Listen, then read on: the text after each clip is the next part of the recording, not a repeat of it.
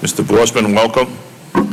Thank you, Mr. Chairman, for allowing me to have the opportunity to testify today. I've been on the Transportation Committee since I arrived in Congress, and it really has been an honor to serve with all of you. I'm here talking about the I-49 highway. This highway, once complete, would run from New Orleans to Kansas City, up through all the way to Canada, and would provide a route all the way from the Canadian border down to the port of New Orleans. We have Vanna and her assistant here to help us. But as you can see, most of our interstate system is built east and west. There's very few north-south corridors. This system is not is one of those that is almost constructed.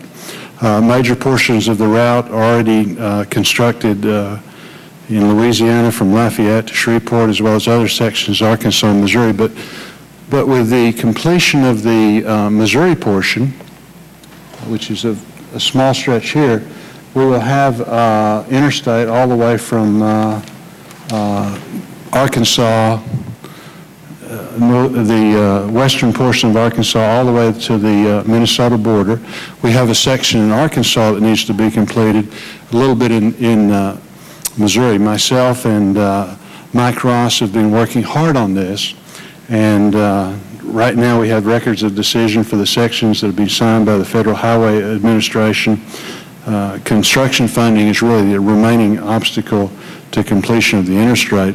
Construction and completion of I-49 will support the creation of up to 206,290 new jobs. Once complete, I-49 will provide more than $817 million in annual savings to the nation's economy by reducing travel time, transportation costs, and congestions. Over 6 years, these savings will total over $4.9 billion or more. The total cost to construct I-49 is estimated at just over $4 billion.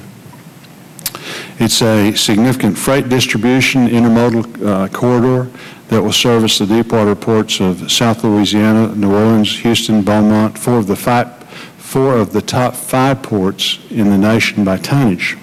The Great Lakes ports of Duluth, Superior, Chicago, Gary, and Milwaukee, and one of the nation's most important freight distribution hubs, Kansas City.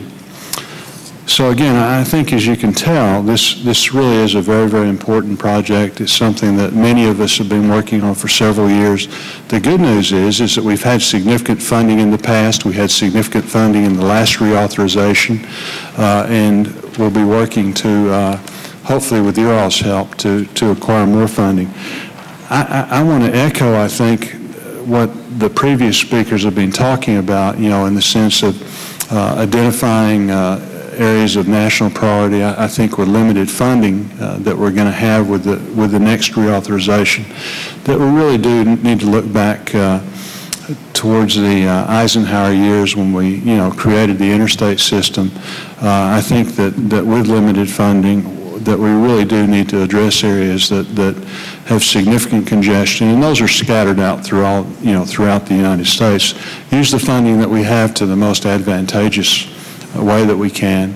And so I would ask that the committee look at this very, very hard, and would ask for support from the committee as we go forward with reauthorization.